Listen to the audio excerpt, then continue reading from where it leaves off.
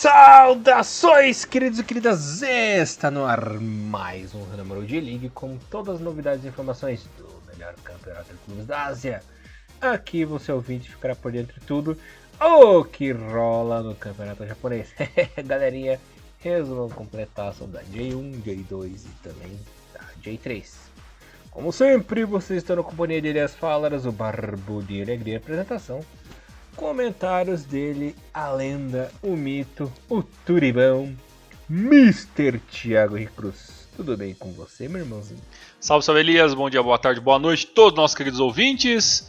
Mais um programinha de praste sobre a nossa querida J-League. E já adiantando para todos os nossos queridos ouvintes que a gente agradece aí todo mundo que está acompanhando o Renomaru, seja eles pelo nosso canal do YouTube, pelos agregadores de podcast, a galera que vem através da Rádio Mirai.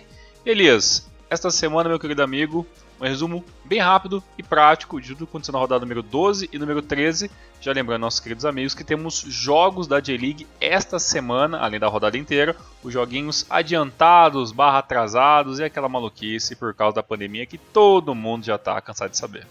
Coronavírus bagunçando todo tipo de campeonato. Chegou antes da gente começar o programa, quero fazer um adendo especial aqui. Que nós temos sempre uma convidada. Já faz mais ou menos um mês e meio que temos uma convidada aqui no nosso estúdio. Que vê, pensa que a gente tem um estúdio, né? Estúdio remoto. Que é minha mãe. Ah, verdade. Pô, sua mãe tá sempre aí, né? Acompanhando de orelha, no né?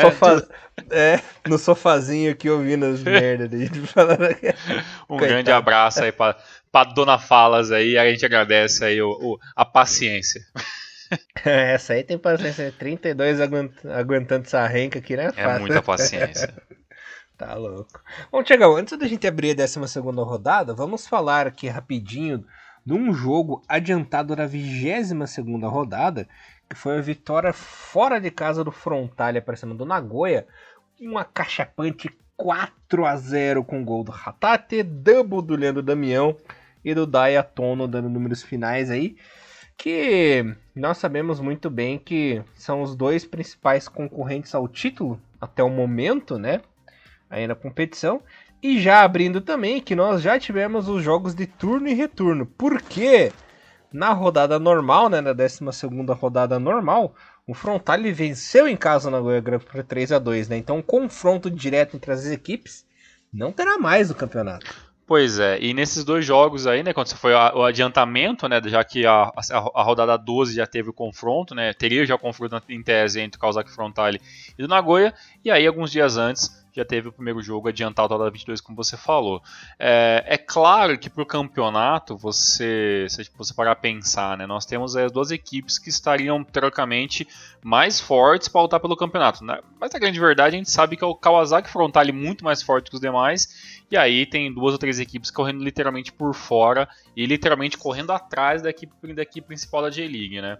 O que aconteceu? Muito ruim o resultado para a equipe do Nagoya, né? O time do Nagoya tomou 3-0 só no primeiro tempo, né? A equipe do Frontale foi avassaladora, mas um grande resultado aí da equipe do Kawasaki Frontale, e o Nagoya neste primeiro jogo meio que assistiu meio de camarote as coisas acontecerem, né? Não esboçou nenhuma reação, a equipe do Frontale também não deu espaço nenhum, as modificações até aconteceram muito cedo na equipe do Nagoya, né? Ainda, se não me engano, foi no primeiro tempo, já teve algumas mudanças de alguns jogadores, mas assim, nada funcionou, 4-0 fácil. E aí a equipe do Nagoya começaria a ver a equipe do Frontale já ganhar alguns pontos que podem sim fazer muita falta, né, para os adversários no final do campeonato. E o pior, né, coisa de 2-3 dias depois, as equipes iriam se enfrentar novamente na rodada 12, e aí a segunda chance do Nagoya, e infelizmente foi difícil, né, e é praticamente impossível para algumas equipes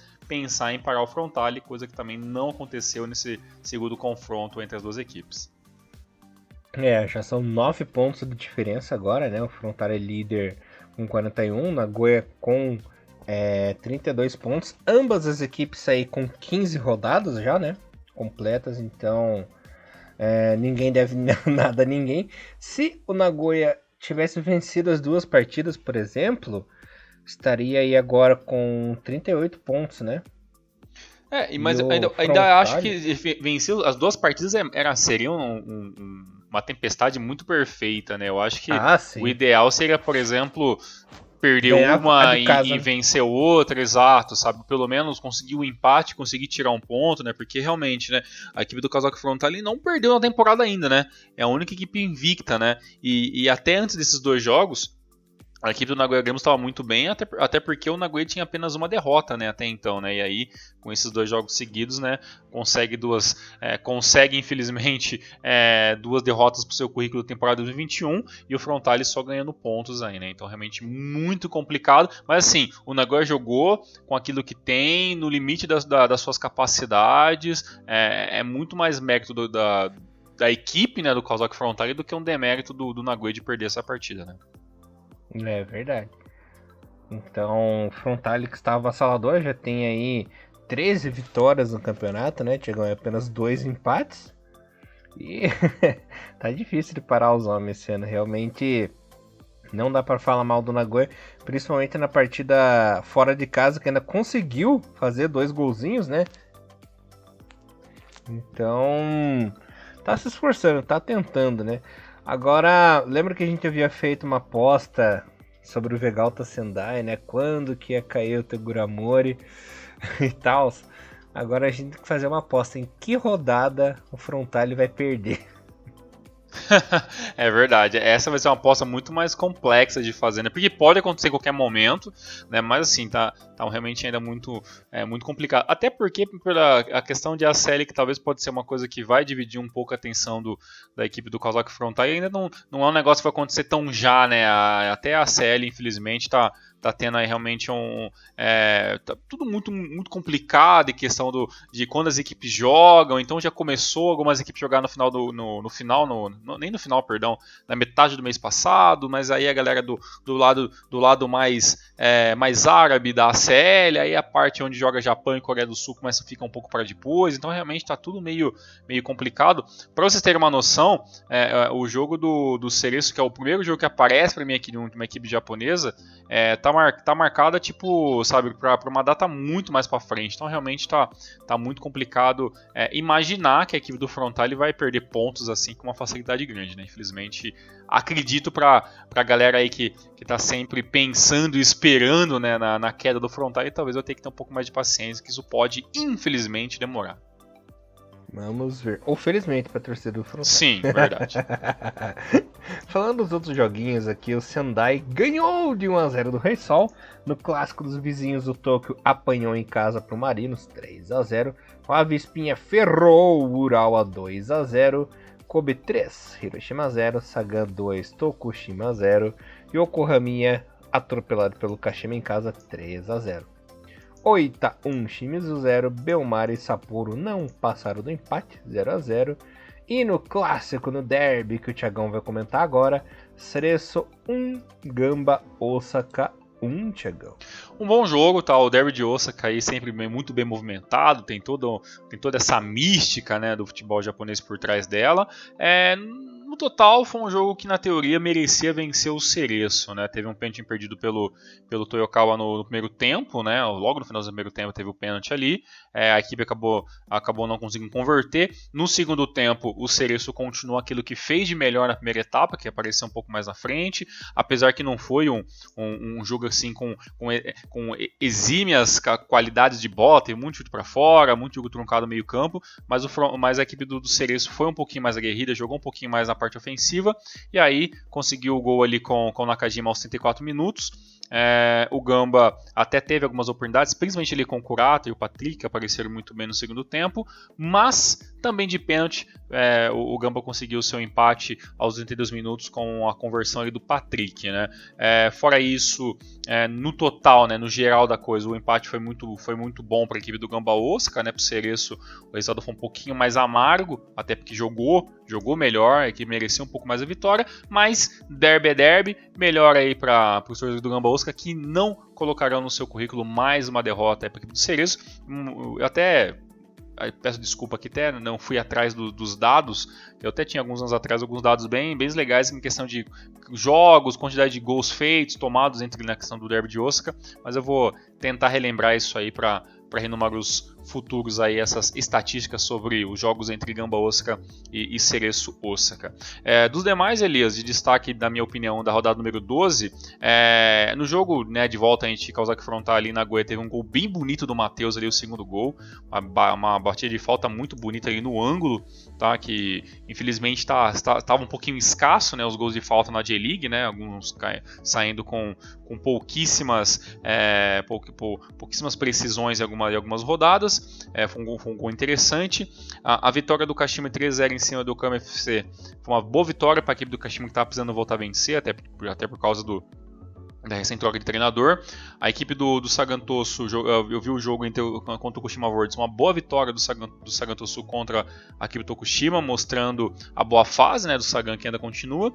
E aí, dois resultados que para mim foram bem interessantes, que é a vitória do Avispinha Fukuoka em cima do Ural Reds, né, uma belíssima vitória que pode com certeza ajudar bastante aí na campanha do Avispa, e a vitória de 3-0 do Marinos em cima do FC Tóquio mostra uma coisa que eu já estou prestando atenção nas últimas rodadas, né, Elias, que é a decadência, né, do FC Tóquio, né?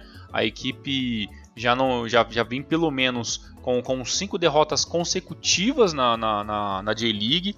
A equipe se perdeu no campeonato, decaiu completamente na tabela e hoje já amarga a 13ª colocação, e lembrando que o FC Tóquio já chegou a estar entre as 6 melhores equipes do campeonato, né? Então realmente a equipe do FC Tóquio, pela maratona de jogos, talvez pela equipe que não está tão entrosada, está aí perdendo a rodo na temporada 2021.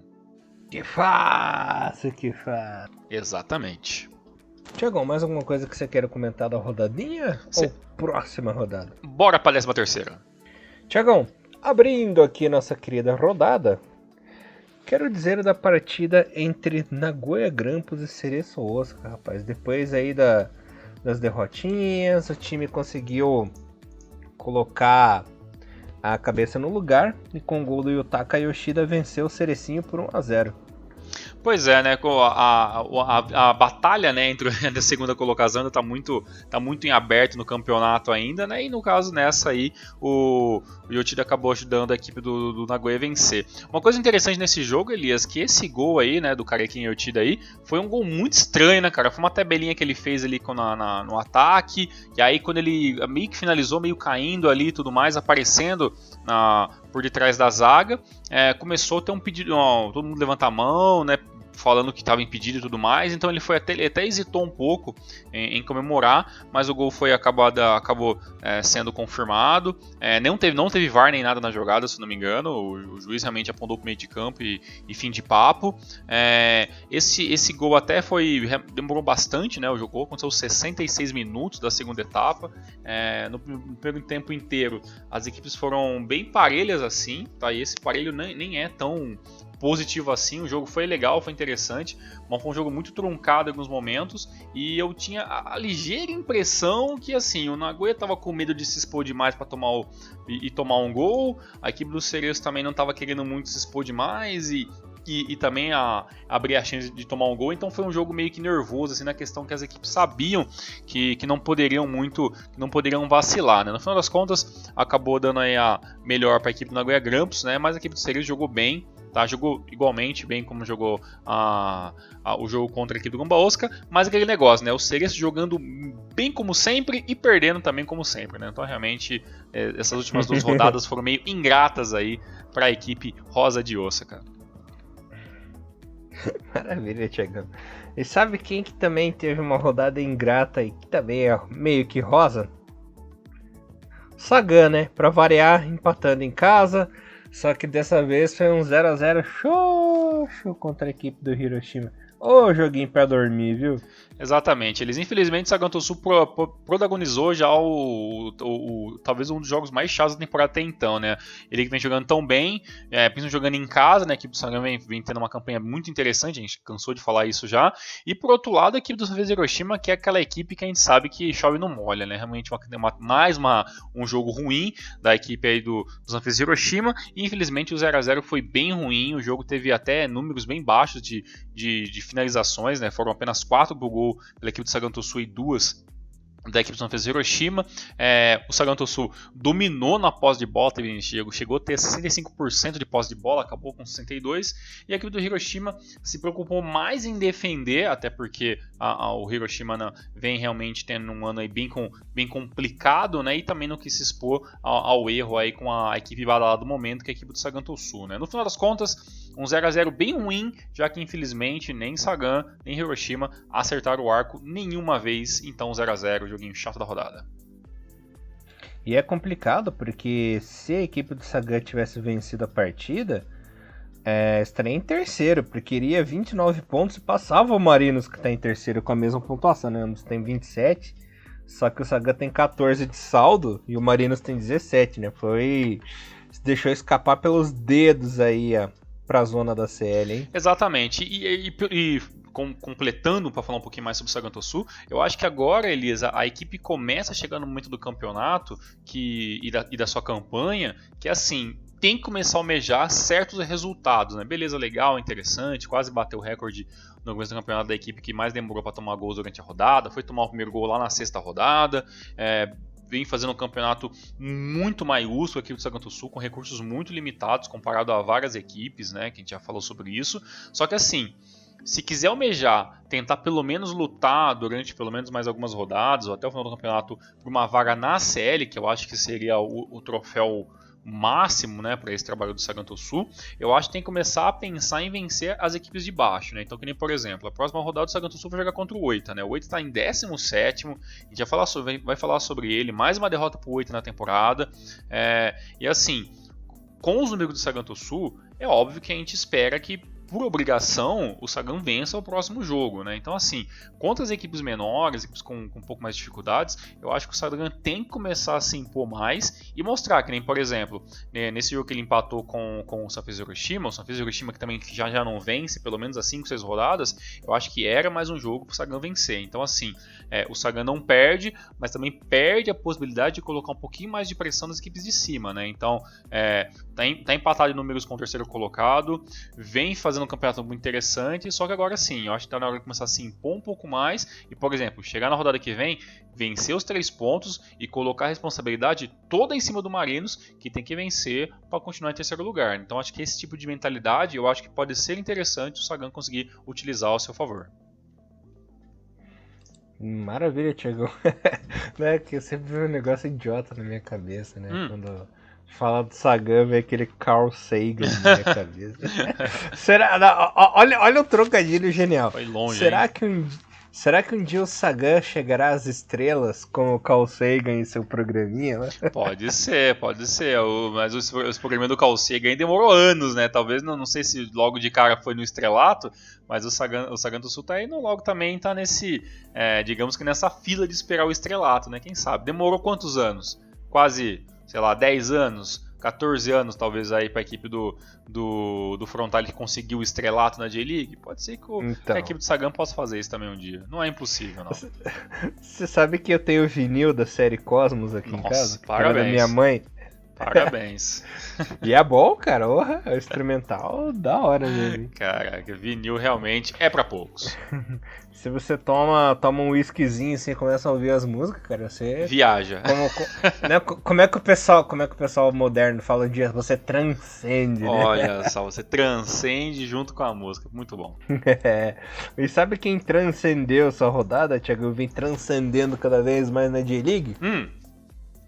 Frontale, né? Ganhou mais uma. Dessa vez bateu no teu gambão da massa, rapaz. Jogando fora de casa 2-0 com Leandro Damião em ótima fase. E claro, menino me toma.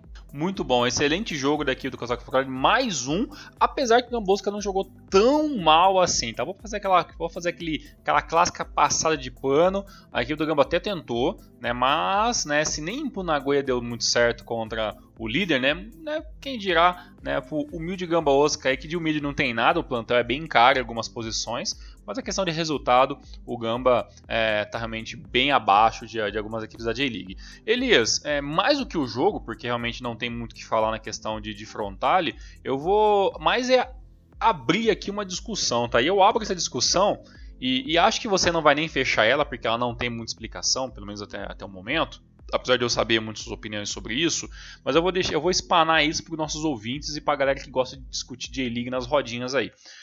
Uma das coisas que o Hinomaru meio que quase que qual que é aquele termo? Quase que militou nos últimos anos, desde a nossa criação em 2014, é que a gente do time que é completamente contra o esquema de você ter um ou dois times fortíssimos na liga e um bando de pambão que corre atrás, né? Lembra que a gente já discutiu sobre isso quando a galera que reclamava que o Kashima não ganha todo ano, a galera que não reclama que o Gamba não ganha todo ano, então toda aquela conversa.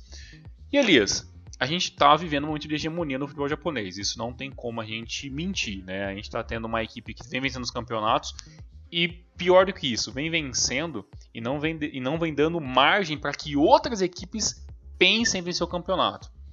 Então a gente vem tendo uma era aí de Kawasaki Frontale. É claro que em outros momentos da J-League nós também já tivemos equipes que venceram vários campeonatos seguidos ou quase seguidos, que tiveram super times e tudo mais, mas nada comparado com os resultados do Kawasaki Frontale. Eu não estou dizendo que o Kawasaki Frontale tem o best eleven mais incrível da J-League, porque não tem. Né? A gente já teve nomes na J-League que foram mais incríveis, caras de mais nomes e tudo mais. Até porque nem todo mundo que é do Frontale está na seleção japonesa, por exemplo. Né? Um exemplo bem interessante de citar. Só que o seguinte, Elias, qual é o lado ruim de nós termos uma nova hegemonia no futebol japonês? Porque quando se tinha uma hegemonia do Kashima Antlers lá nos anos 90, começando nos anos 2000, digamos que o mundo não estava ligando tanto para os resultados do campeonato japonês. Né? Mas hoje, com o mundo mais globalizado, todo mundo assistindo, até porque tem muita gente que aposta dinheiro em futebol japonês, tem gente que assiste porque acha legal, tem gente que assiste por causa que simplesmente assiste por assistir, porque acha divertido, que acha diferente. Então assim, a gente tem vários públicos que chegam ao futebol japonês. E aí eu te falo, Elias, pra esse público novo, esse cara que não entende muito do futebol japonês, que não quer entender, só quer assistir, se divertir, ou quer apostar seu dinheiro, fazer alguma coisa com o futebol japonês, tanto faz. Para esse cara que chega agora e encontra o futebol japonês tendo uma única equipe que faz todas as outras parecer um monte de bobo, qual que é a parte ruim para esse novo torcedor? O que esse cara vai achar da J-League? Na verdade, tudo é ruim, né? Porque ele vai pensar que tem só um time só que vence tudo e não vai olhar para a competitividade, né? E uma coisa que eu queria falar é que, na verdade, essa é a primeira vez que temos uma hegemonia de verdade absoluta na J-League. Porque nos anos 90 tinha o Kashima que ganhava e tudo, só que tinha o Jubilee vencendo a Champions League Asiática, tinha Shonan Bellmare vencendo a Recopa Asiática, tinha o Verde que até desbancou o Kashima no começo do campeonato, o Marinos ganhava a J-League, o Jubilee foi lá e ganhou daquela vez do Shimizu, né, naquela final épica do derby de Shizuoka e tudo mais. O Kashima assim, tinha sua hegemonia, tinha seus principais jogadores na seleção japonesa também, só que por serem tempos diferentes, até porque naquela época não tinha ninguém na Europa além do Nakata, né, em alguns gatos pingados ali, depois foi o Nanami, o pessoal. Agora o futebol japonês ele tá modernizado e completamente diferente, porque o jogador sai cedo da J-League, isso acaba enfraquecendo a liga para jogar na Europa, né, Thiagão? Então, existem duas coisas que tornaram o Frontale essa hegemonia de ganhar tudo e ter uma diferença absurda, né? Essa escassez de jogador que acaba indo para a Europa cedo e esse planejamento maravilhoso que o Frontale tem feito. Só que quando o Kashima tinha hegemonia, não tinha uma diferença absurda na pontuação do campeonato, né? Você vê assim o Frontale nadando braçadas largas aí, e o Kashima ganhava apertado, né? Naquela época tinha turno e retorno, né? Cada campeão de um turno enfrentava o outro, e você viu o Kashima Antlers, apesar de ser a equipe mais forte do campeonato, suando para vencer o pessoal nas finais ali, entendeu? É muito diferente. E isso acaba broxando. Toda hegemonia, ela brocha, né? Porque só um time ganha, só um time é o melhor, tem os melhores jogadores, a estrutura e tudo mais, né? E acaba desanimando. Tudo bem que o Kashima teve aquele tricampeonato, né? Ali no começo dos anos 2000 também. Mas já foi para as cucuia. Já começou a ter outras equipes, inclusive a grande surpresa de 2011, que foi o Rei Sol, né? Que subiu campeão da J2, ganhou a J1 em seguida. Então, tá muito diferente, né? Principalmente por esses dois motivos. E eu acho que isso acaba por espantar quem gostaria de acompanhar o campeonato japonês daqui pra frente, né? Tem gente que começou a acompanhar a J-League em 2016, né, Thiagão? Então, de lá pra cá, é só Frontale, cara. Se tivesse na pele dessas pessoas, dos novatos que estão chegando aí, eu não teria o tanto. Eu vou usar o termo, não teria tanto tesão assim acompanhar o campeonato, né? Porque é triste. Não tem. E a J-League, assim, sempre foi caracterizada pela variedade, né? Por ter grandes surpresas, por ser aquela famosa caixa de Pandora, né, Thiagão? Que nunca se sabe o que pode acontecer. Isso. Até isso tá acabando. Não, e sabe o que Fábio que foi mais maluco assim? É que depois, pesquisando, até que a gente pode trazer, eu vou trazer isso futuramente no próximo número com um pouco mais de detalhe, mas assim, o último campeão que venceu a J-League com rodadas mais assim, antes de acabar o campeonato, né, rodadas com antecipação, tinha sido Nagoya Grampus em 2010, né, que tinha vencido o campeonato com 3 rodadas antes, né, mas depois disso, se for parar a pensar, né, o próprio Rei Sol ganhou em 2011, mas ele ganhou no último jogo, né, não teve um campeonato assim avassalador, né, aí beleza, 2012 veio o Sanfrecce Hiroshima, com aquele excelente equipe do Sanfrecce Hiroshima que venceu 2 campeonatos seguidos, né? E aí, mas também venceu em 2012 com um jogo de antecipação e em 2013 venceu no jogo da rodada, né? Aí nós temos também o Gamba em 2014, né? Todo aquele campeonato maluco de final entre Kashima e Ura Red, se não me engano, né? Foi da temporada 2015 e 2016, teve esses esquemas aí de não ser esses campeonatos assim como muito elásticos, né, que é a volta do turno e retorno, né, que era sempre mais complexo. Você lembra de cabeça, aliás, qual que foi os campeões de 15 e 16 da J-League? Se eu não me engano, em 2015. Lembrei! 2015 foi turno e retorno, né? Foi turno e retorno. Que a aí final teve aquela... foi o Hiroshima que deu a final nele. Foi Hiroshima e Gamba, cara. Hiroshima e Gamba, caramba.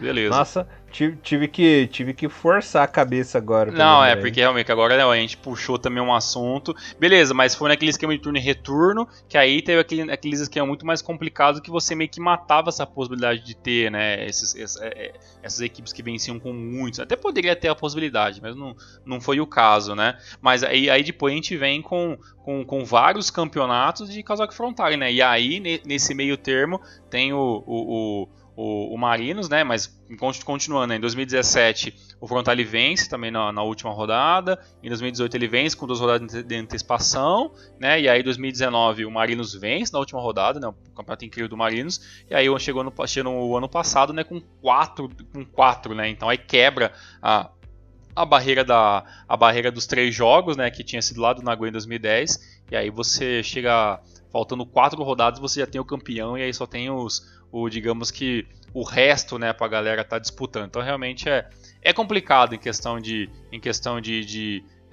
competitividade, né, você pensar que você tem um campeonato onde todo mundo já espera qual que é o cara que vença, você pensa que, poxa, quem que vai ser a próxima equipe a vencer o campeonato japonês, né? Fica complicado, né? Mas uma coisa que eu digo pra você, Elias, eu vejo o Frontale aí vencendo os campeonatos, mas pelo menos aqui no Brasil, eu não vejo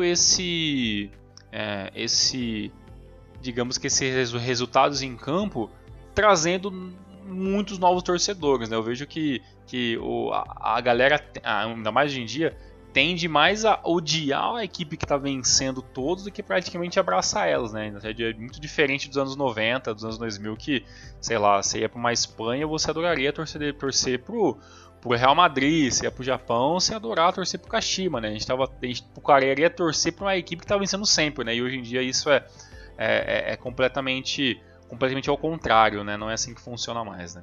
É verdade. Eu tava lembrando de tive duas lembranças na minha cabeça aqui.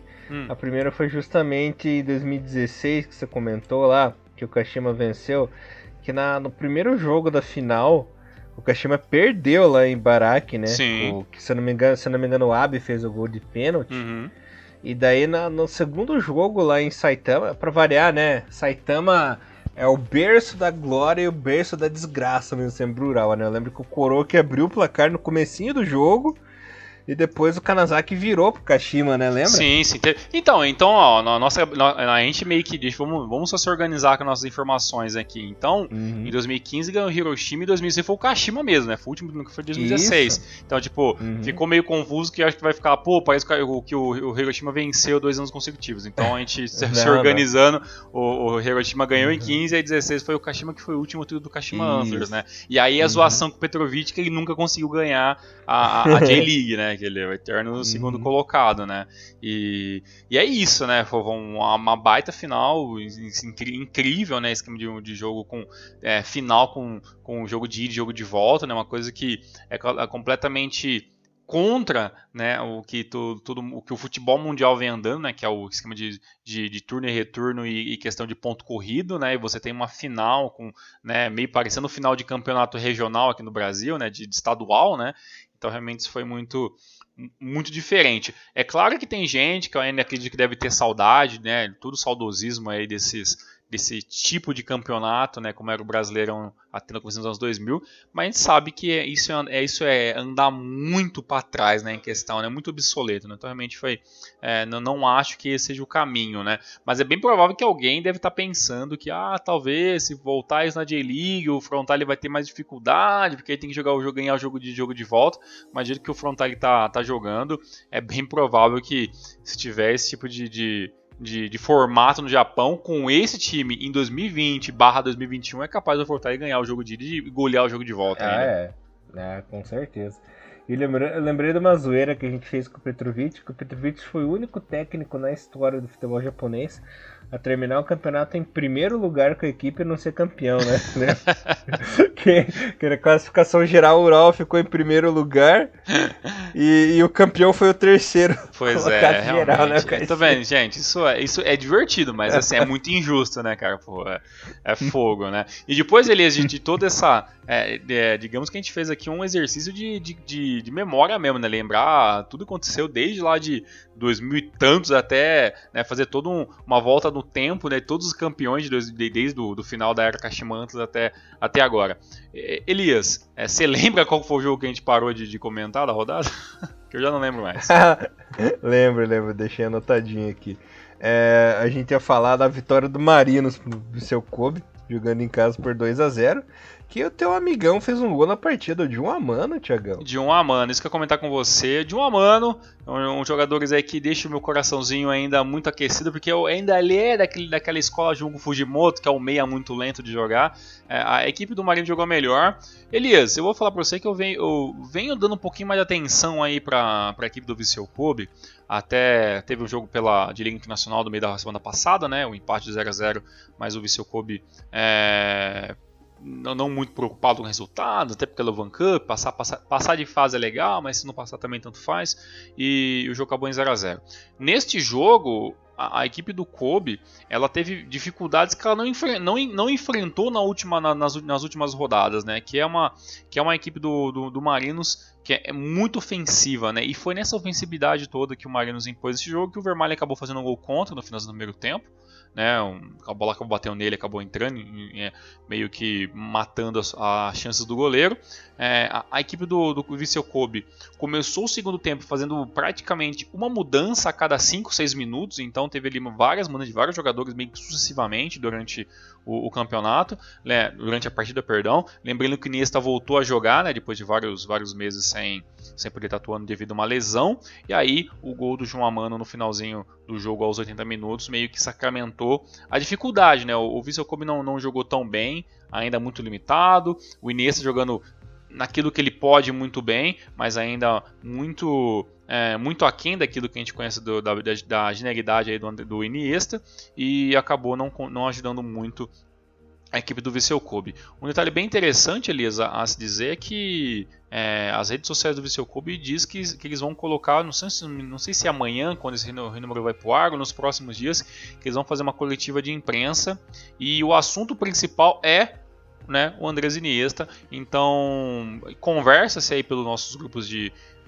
Facebook e tudo mais, que talvez pode ser o anúncio da aposentadoria do Iniesta, né? Aí a questão é, se for realmente isso, talvez ele pague no final do ano, talvez ele pague um pouco antes, né? Então a gente vai ter que esperar, mas é bem provável aí que nos próximos dias vai talvez chover um pouco de informação a mais aí sobre essa reunião, né, essa coletiva de imprensa do Vissel Kobe, que o assunto principal vai ser aí o Iniesta. Então provavelmente eu estou chutando aí que pode ser o anúncio da aposentadoria desse grande mestre do futebol japonês e também do futebol mundial.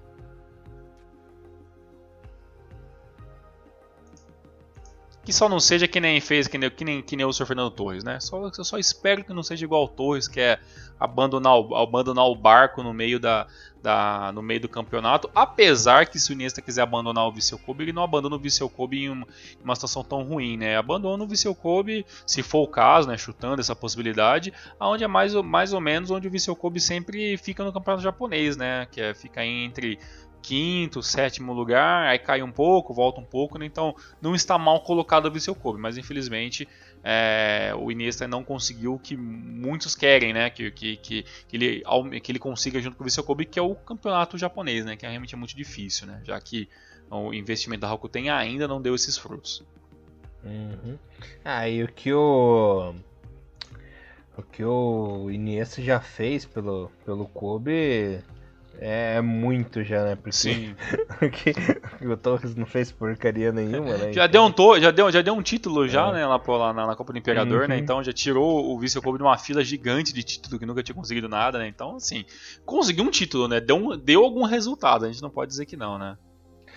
Já foi longe na CL também, né? Então tá. É isso, né? A missão dele ele já cumpriu, né, Tino? Concordo com você. E adivinha quem perdeu o ponto? Agora virou piada, né? A equipe, quem enfrenta a equipe do Yokohama FC e não vence perde pontos, né? Então o Shimizu perdeu 2 pontos nessa rodada, 1-1 em casa. O Thiago Santana, teu primo, fez o primeiro gol da partida.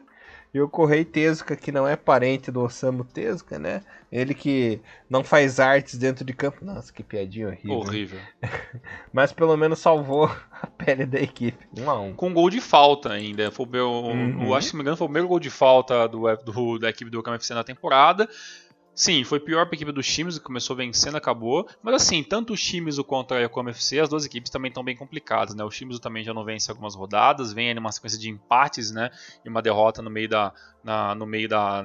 de todos esses jogos aí. Foi até uma derrota que teve contra a equipe do Oita, né? Que também não está muito bem das pernas. Mas a equipe do Shimizu, ela precisa começar a voltar a vencer, né? Já são aí praticamente... pelo menos 5 rodadas sem vitória. Então a equipe do Shimizu tem que voltar a vencer. A próxima rodada vai ser uma rodada bem digesta para a equipe do Shimizu. Vai ser azarão. Vai enfrentar em casa a equipe do Nagoya Grampus, né, que está sedenta por mais vitórias e tentar diminuir essa vantagem para o líder. Então o Shimizu tem realmente uma missão bem complicada. E pelo lado da equipe do Yokohama FC, né, vai enfrentar, né, o quase embalado, digamos assim, o Shonan Bellmare, que assim, não perde, né, vem empatando várias e ganhando sempre uma aqui outra ali. Então uma equipe que, se o Yokohama vacilar, também vai conseguir, também vai conseguir não, né, vai acabar conseguindo mais uma derrota para o seu currículo, né, o Yokohama que ainda não sabe o que é vencer em 2021. E eu tô muito triste com a equipe do Shimizu, porque lembra nos nossos previews lá no campeonato, eu falei que era um time que poderia surpreender, poderia ir bem essa temporada devido às contratações, né? O time se mexeu bem para essa janela de transferências, mas por enquanto não está mostrando o seu real potencial, né? Sim, a equipe do Shimizu não é uma equipe péssima, assim. Eu não acho que a equipe do Shimizu tenha sequer possibilidade de lutar por uma série, por exemplo, né? Mas poderia sim, se a gente for ver os jogadores que estão em campo, como a equipe se posiciona em alguns jogos, principalmente jogando em casa, a equipe do Shimizu tem sim uma equipe interessante, né?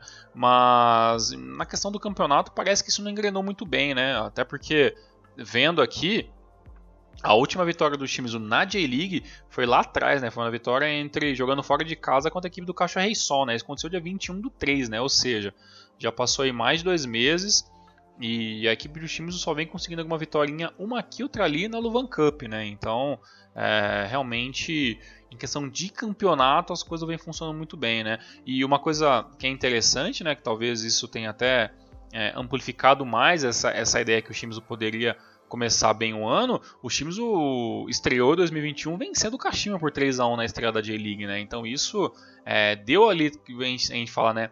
Deu aquela falsa esperança que talvez a gente estaria certo, né? E o Bom Tempo, que se me engano, o Bom Tempo também acreditou que o Shimizu iria bem no campeonato, mas infelizmente, por enquanto, né, as coisas vêm caminhando a passos lentos, né?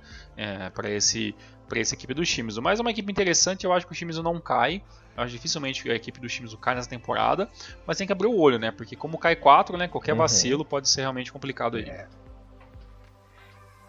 Qualquer descuido pode ser um escorregão, né? Exatamente. Maravilha, Tiagão. E o nosso querido Avispinha ferrou mais um, né? Dessa vez a vítima da rodada foi o Kashiwa Reysol. 1-0, gol do Shichi, que não é o número 7, né? Elias, se tem uma equipe que está me decepcionando, é a equipe do Kashiwa Reysol, né? Essa 15ª colocação, eu acho assim abismal, né? E tudo bem que a equipe do Reysol conseguiu 3 vitórias consecutivas nas últimas rodadas, mas assim, até então o Reysol tinha apenas uma vitória, né? Então conseguiu 4 vitórias no campeonato, mas assim, uma 15ª colocação, assim, mas muito aquém daquilo que eu esperava, né? Melhor para a equipe da Visa Fukuoka, que emplacou, pasmem, a sua 4ª vitória consecutiva no campeonato e já tem 6 vitórias, né? Tem 22 pontos, está lá em cima, a diferença grande. Não é uma equipe que faz muitos gols, né? Pelo contrário, é uma equipe que toma muitos gols em muitas rodadas, mas entrar no positivo, fez 17, tomou 16 gols, saldo de 1. E a equipe da Avispa está fazendo pelo menos aquela cartilha básica, né? Que é tentar vencer o máximo de pontos possíveis, sabendo que essa sequência de vitórias uma hora vai acabar caindo e pode até acabar demorando para acontecer de novo. Mas o Vitória vem jogando bem, é mais uma equipe que está fazendo bem com muito pouco e está fazendo aí a sua parte de se manter na parte de cima da tabela o máximo que pode. A próxima rodada do Avispa ele vai enfrentar a equipe do Vegalta Sendai, né? O Sendaizinho está lá embaixo, né, na penúltima colocação, então pode ser um bom jogo e talvez pode ser até a 5ª vitória da equipe do Avispa Fukuoka. Pelo lado do Reysol, a chance de vitória também é grande na próxima rodada, né? Já que vai enfrentar a equipe do FC Tokyo, que é mais uma equipe também que, né, como eu falei agora de pouco, desmanchou também, né? Uma temporada que até o momento tá para se esquecer aí, a equipe do FC Tokyo e a equipe do Kashiwa Reysol. Essas gordurinhas aí, elas são imprescindíveis, né, para continuação no campeonato. Então, tem mais é que fazer essas gordurinhas e ficar de boa, né? Pois é, e nesse momento, Elias, que para muitos, né, que colocaram o Avispa aí como a equipe possível rebaixamento, não imaginavam que nesse momento a gente teria a Gamba na zona de rebaixamento, estaria a Shimizu perto da zona de rebaixamento, estaria a Kashiwa Reysol perto da zona de rebaixamento, né? E o próprio Tokushima tá nesse momento, se acabasse o campeonato, né? Tokushima, Avispa, todas as equipes estariam escapando e estaria caindo Gamba, Oita, Vegalta Sendai e Yokohama FC, né? Então realmente tem muita coisa para acontecer, mas ainda é um campeonato muito mais atípico do que a gente imaginava. Campeonato bem doideira. Tiagão, sabe quem foi doideira também nessa rodada? A Corujinha com Sadori Sapporo, com double de Tiagão, quer dizer, com double de Anderson Lopes. O time venceu de viradinha por 2-1 fora de casa o Tokushima. O Miyashiro chegou a abrir o placar no primeiro tempo, né? Mas o primo do Tiagão foi lá e resolveu a parada no segundo tempo. 2-1 de virada. Essa vitória foi muito importante para a equipe do Sapporo. O Sapporo também não vem fazendo um belíssimo campeonato, mas está se mantendo ali entre uma vitória, uma derrota e um empate, se mantendo ali entre os 12, 13 melhores do campeonato. Com essa vitória muito importante. Pior para a equipe do Tokushima, que precisava dessa vitória, né? O Tokushima que conseguiu uma vitória há 4 rodadas atrás, depois disso foi só derrota e agora a 4ª consecutiva. A próxima rodada tende a ser um jogo muito sonolento de assistir entre o Tokushima Worlds e Sanfrecce Hiroshima, mas eu posso estar errado. E no caso aí da equipe do Sapporo, né, o Sapporo enfrenta coisinha baba, vai só enfrentar o líder Kawasaki Frontale fora de casa, né? Então realmente que essa vitória que a equipe do Sapporo conseguiu acabe sendo aí talvez um combustível aí para eles conseguirem tirar um pouquinho mais aí do 100%. E quem sabe, né, em busca de tirar os pontos do líder, né? Uma coisa interessante, Elias, que no primeiro gol do Anderson Lopes teve ali uma assistência de cabeça do Jay Botroid, né? Então a bola veio de lançamento, o Botroid subiu sozinho, né, como um totem no ar, né, cabeceou para baixo, muito lento o lance, mas é muito eficiente, e o Anderson Lopes conseguiu colocar para dentro aí, fazendo o seu primeiro gol, depois faria o segundo aos 78, matando o jogo.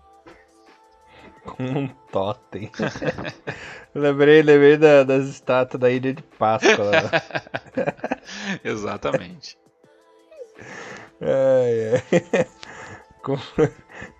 Somos bobo, né? Tá louco. Bom, Thiago, continuando aqui nossos passeios na Ilha de Páscoa, quer dizer, no Japão. O Edinha marcou na rodada e Matida também, e Matsumura.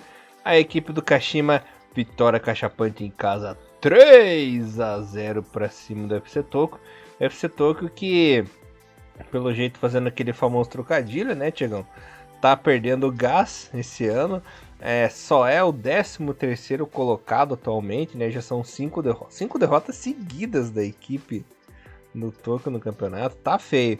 E o Kashima, que começou o morto campeonato, já tá na metade, né? Já tá em 9º ali com seus 18 pontinhos.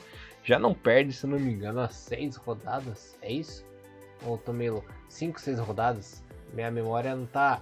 galera, desculpa, minha memória não tá boa hoje. Acho que é o famoso excesso de trabalho, viu? Até porque nós estamos gravando uma segunda-feira brabíssima, né? Mas, Elias, pela parte do Kashima, melhor, interessante, o Soma tá organizando a equipe. Eu ainda não acho que ele tá fazendo nada muito diferente do Zago, né? Talvez, pelo menos no backstage, as coisas devem ser mais diferentes, o estilo de trabalho, a mentalidade e tudo mais, né? Mas tá ganhando, né? Que é o que importa para se manter um treinador. E pelo lado do FC Tokyo, Elias, tem um nome que sempre vai me doer muito ver nessas situações, né? Que é o senhor Kenta Hasegawa, né? Treinador de muita experiência, né? Todo mundo lembra do Hasegawa lá na época de Gamba Osaka, um treinador de muita história e tudo mais. Mas é mais um trabalho que, na minha opinião, tá meio que igual ao do Petrovic, assim, sabe quando você vê parece que não vai mais, né? Tipo, igual o Poteskoglou, interessante, mas parece que tem hora que não vai mais, sabe? Parece que exatamente, aquela famosa empacada de treinador no Brasil, assim, sabe como você vai? Eu acho que o cara não vai conseguir mais tirar mais do que já tá fazendo, né? E eu sinto isso com o Kenta Hasegawa nessa temporada horrível da equipe do FC Tokyo. Esse Tokyo que não começou o campeonato pensando em alçar voos muito altos, mas pelo menos se aquela equipe chata que poderia tirar pontos de equipes da CL, eu esperava do FC Tokyo. Infelizmente, isso não vem acontecendo, apesar da belíssima dupla de ataque, né? O Diego Oliveira e o Nagai, os jogadores interessantes, tem Higati, tem Ogawa, tem Morishige, né? Tem vários jogadores interessantíssimos aí na equipe do FC Tokyo, mas infelizmente esse conjunto não vem funcionando.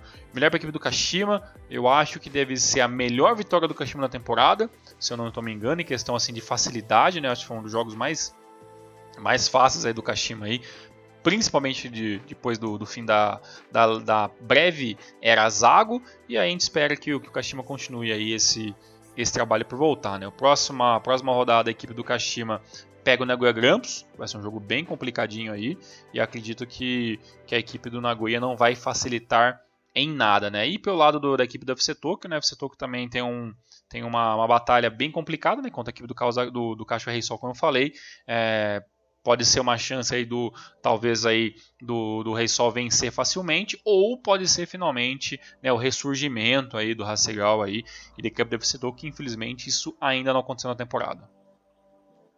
Você sabe, tem um comentário aleatório pra fazer aqui. Recentemente eu comprei o Eleven 2000, né, do Play 1, e eu reparei uma coisa que eu não lembrava mesmo, cara, que eu apaguei da minha memória. Que o comentarista do jogo é o Kenta Hasegawa, que faz as transmissões com o Kabirawa. Ah, nossa, é verdade, é Hasegawa, né? Caramba. Uhum. Caramba, Eu não hoje, lembrava disso. Eu não lembro disso, eu não lembro mais da voz e tal, tudo mais. Cala a voz, Dudu. Depois eu até preciso pegar depois pra ver algum vídeo na internet, ou pegar isso do jogo e tal, baixar, porque realmente dessa informação nem eu lembrava. Deu. Nossa, eu li o kanji lá, Kenta Hasegawa, deu. Legal, Caramba! bacana. Muito bacana. Pra você ver o quão velho em questão de J-League, né? O Hasegawa já tá aí sempre. Ou se não tá protagonizando, tá sempre ali entre as cabeças, né? Mas infelizmente prevejo até uma aposentadoria não muito tardia do nosso querido Kenta Hasegawa. Uma pena, gostaria de vê-lo um dia na JFA. Mas vamos. Aliás, dando um spoiler, né? Kenta Hasegawa é um dos nossos personagens do especial Lendas Japonesas. Sim. Uma história bem legal que logo contaremos também. Uhum. E sabe que história legal que tivemos também, Tiagão? Belmari venceu! Venceu o Oita em casa por 2-0 com Shintaro Nago e Wellington. Muito bem, boa vitória aí da equipe do Shonan Belmari, precisava da vitória, né? A equipe jogou certo, jogou com a equipe do Oita que está fazendo um campeonato bem ruim, uma vitória interessante aí com pitacos brasileiros, né? E é isso, né? Eu espero que a equipe do Shonan desencante, né? As últimas temporadas foram tão sofridas aí pelo lado da equipe do Shonan Belmari, que a próxima rodada enfrenta o Lanterninha, né? E o Clan UFC, né? Então, obrigação sim da equipe do Shonan jogar para cima aí e conseguir o que seria a sua segunda vitória consecutiva. Pelo lado, né, da equipe do Oita, né, que está lá embaixo do campeonato, vai ter um jogo bem complicado, né, que vai enfrentar a equipe do Sagan Tosu, vai jogar em casa a equipe do Oita, e quem sabe aí, né, com um pouquinho de sorte, o Oita sair pelo menos com um empate, que já seria um bom resultado, olhando a situação atual da equipe aí, né, que infelizmente não é tão boa. Isso aí. Tiagão, e o nosso querido Ural? Eita, Guramor, hein? Mais um resultado ruim, mas dessa vez foi fora de casa, tá perdoado, né? Ural a 2, Sendai 0, gols de Kanker e Yukiabe. O Yukiabe que fez o segundo gol de falta da rodada, né? Belo gol também. Se me engano, já faz pelo menos. Eu acho que nessa temporada é a primeira vez que acontece 2 gols de falta na mesma rodada. Tá? A J-League tem a escassez de batedores de falta, como acontece no futebol mundial. Né? O que você acha desse Junkler aí, Elias? Cara grandão, meio. Não é muito fortão, mas é raçudo, fez o seu gol, interessante, um jogador diferente, né? Até pela posição que ele joga, né? Um jogador bem grande ali, o jogador dinamarquês. Você acha que pode ser aí talvez o nome para colocar de vez o Sugimoto no banco? Será que é esse mesmo? Esse é o fim do Sugimoto, ser banco do dinamarquês, Elias? Eu achava que era coisa do Petrovic, mas é coisa do Ural mesmo. Ter os europeus aleatórios, assim, mas eu tava puxando na minha cabeça que já teve aquele Marit, já teve aquele Alpai. Nossa, teve uns estrangeiros muito maluco, né? Teve o Lulu também, Sim. né? Que gostava da época do Lulu lá e tudo mais. Lulu Bianchiti. Sempre tem os caras trazendo nada, né? Igual esse. Mas estreou bem, né? Foi uma boa estreia do nosso querido Jake. Pois é um cara de 27 anos, 1,86 de altura, né, para um atacante relativamente uma boa altura. E assim, é um cara que já tem algumas numerações interessantes, né? O cara já tem 71 gols na carreira, né? O cara, claro, ele fez praticamente toda a sua carreira jogando futebol dinamarquês, tem título até jogando pelo futebol.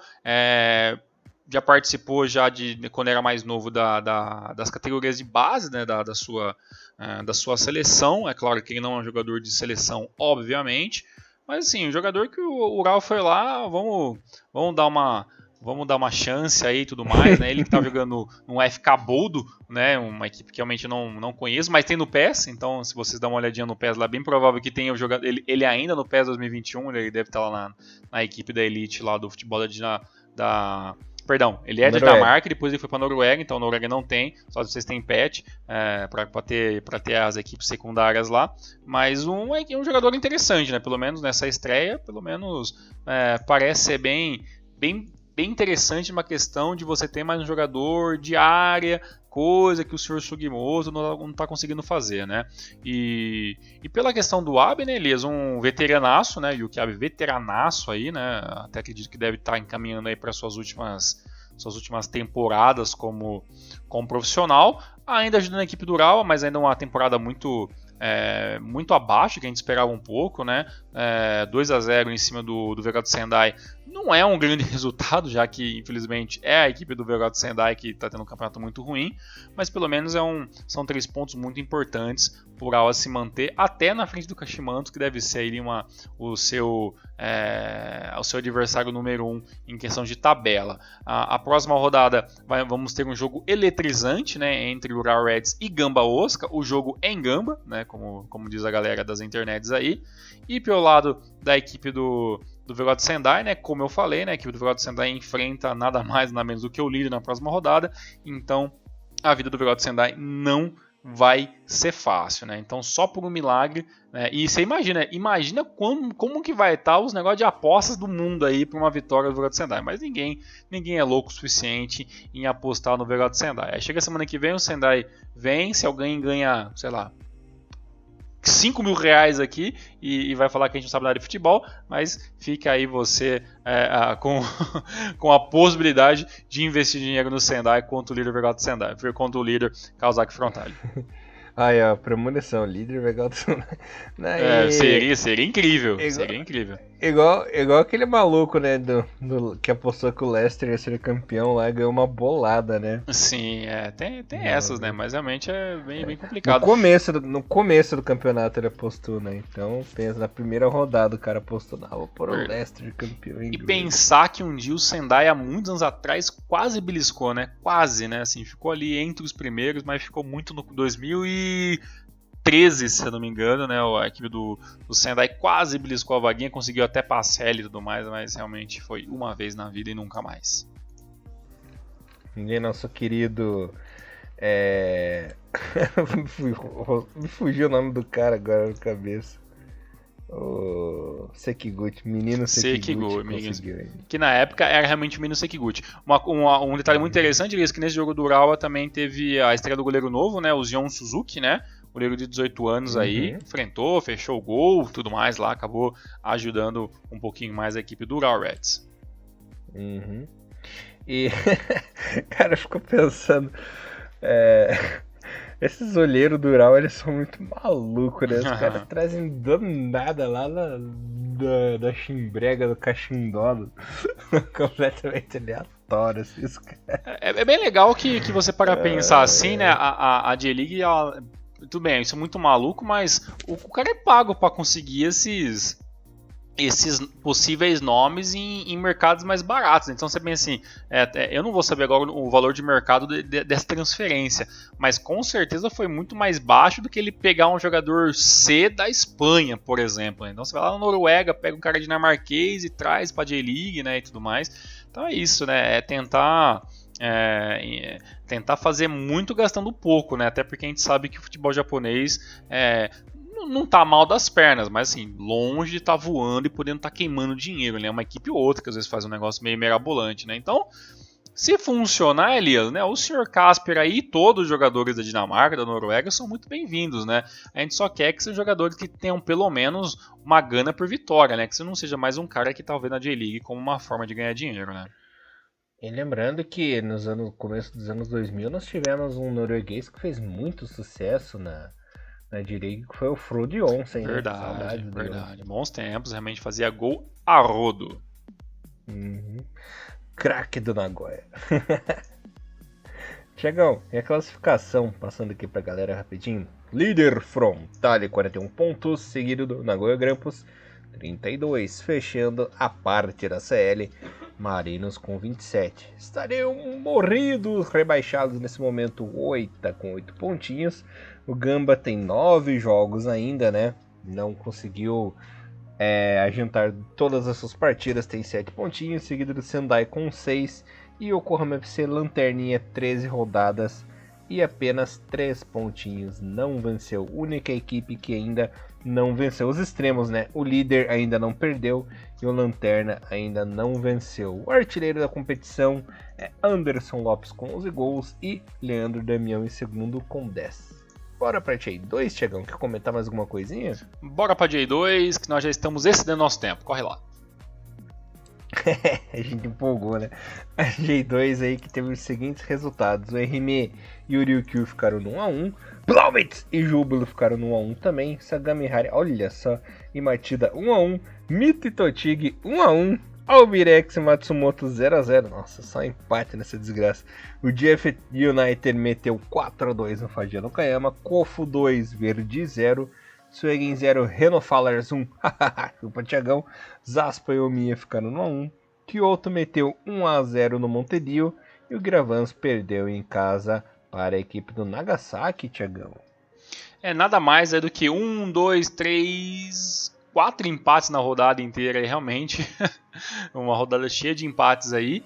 Elias, pela questão de campeonato, os empates foi até um pouquinho melhor pro líder, né? Que empatou, mas viu o segundo colocado também não conseguindo a vitória contra o Erime, né? Então, pelo amor de Deus, né? Então, o Ryukyu aí não pode, né? Assim, eu sei que tem muita gente assim como nós que tá torcendo muito pro Ryukyu conseguir... se não puder vencer o campeonato, mas pelo menos lutar até o fim pela segunda colocação. Mas assim, Elias... Concorda comigo que a equipe não poderia ter empatado com o Erime, que é o 18º colocado, né? Tudo bem que o campeonato é longo, a gente sabe que a J2, assim, ela é uma baita de uma maratona que a equipe tem que ter muito fôlego e muito pano para queimar para conseguir chegar até o fim com a sua equipe inteira. E acho que o Ryukyu vai ter essa maior dificuldade, né? A diferença para o Kyoto, que é o segundo, é de apenas 1 ponto. O líder ficou em 3, né, com esses empates de ambas as equipes. E a próxima rodada, a equipe do Albirex pega o Matida Zelva, né, um jogo que tem tudo aí pro Albirex pelo menos sair com empate, mas tem tudo para vencer. Enquanto o Ryukyu enfrenta o Totig, que é o 16º colocado, né. Então, na teoria, são 2 jogos que podem ter mais dificuldade, mas a equipe tem tudo a vencer. E a equipe do Kyoto enfrenta o Mito, né, que é o 7º colocado nesse momento. A equipe está melhorando bastante. Nas últimas 5 rodadas são 2 vitórias e 1 empate. A equipe do Mito do Holy Hulk. Então não vai ser um jogo tão fácil para o Ryukyu. Então vai ser uma rodada bem complicada para os primeiros colocados, né? E claro, né, para a gente não esquecer do Jubiluata. Uma 4ª colocação depois de tudo aquilo que foi mostrado no ano passado é uma evolução. O Jubiluata está sim em evolução, vem melhorando. É uma equipe bem modesta, né, como a gente já imaginava, e quanto mais o Júbilo ficar na segunda divisão, mais modesto vai ser o seu plantel. Então, esta 4ª colocação e colocando sim uma certa pressão em cima dos primeiros colocados é interessante, mas a diferença de pontos é grande, né? Tem 23 pontos, né? Uma diferença aí de 7 pontos para o segundo colocado, então tem ainda muito que mostrar no campeonato se o Júbilo quiser almejar um pouquinho mais. Na próxima rodada, o Júbilo pega o Kusatsu, né, que é o 20º colocado lá embaixo. Tudo também para a equipe do Jubiluata conseguir mais uma vitória e se manter aí entre os 4 primeiros colocados. Maravilha, Tiagão. Só passando a classificação aqui. Por enquanto, Albirex, líder absoluto, 32 pontinhos, seguido do Ryukyu em segundo com 30, equipes que estariam nesse momento na J1.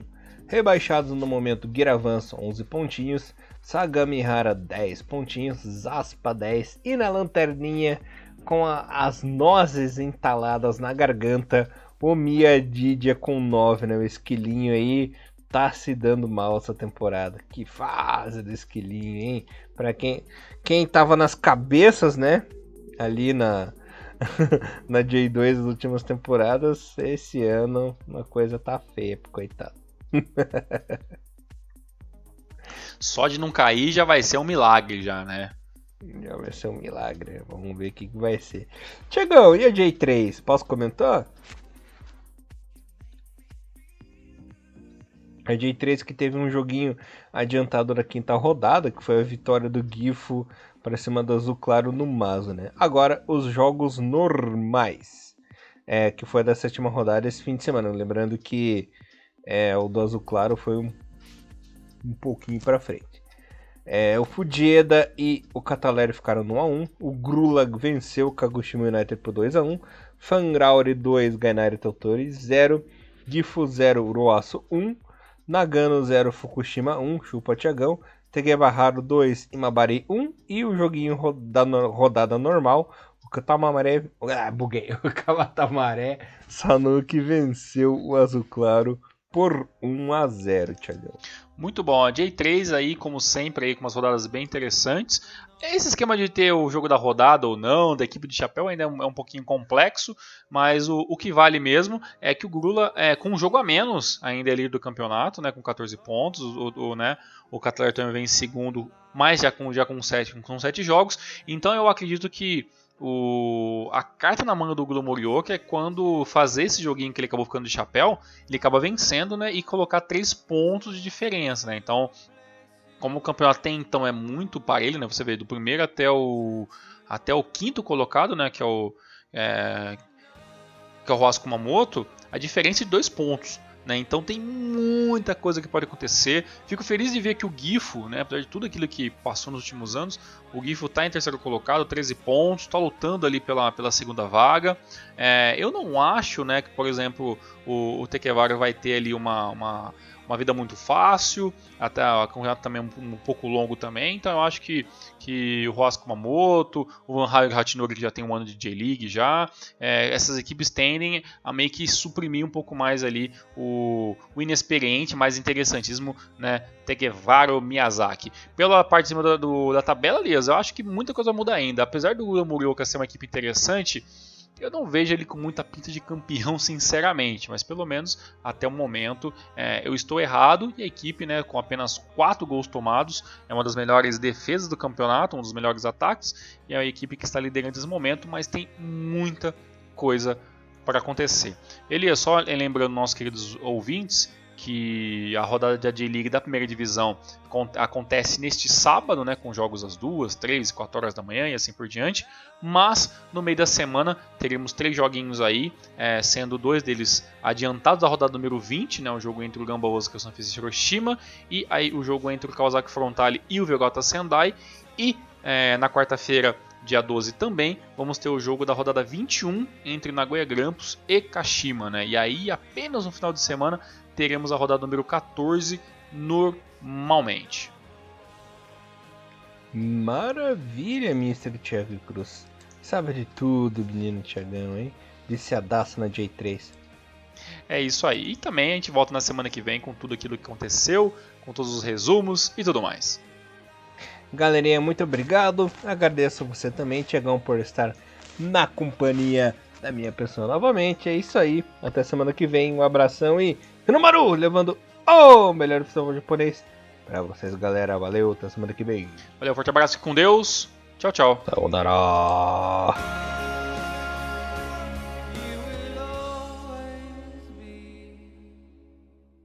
No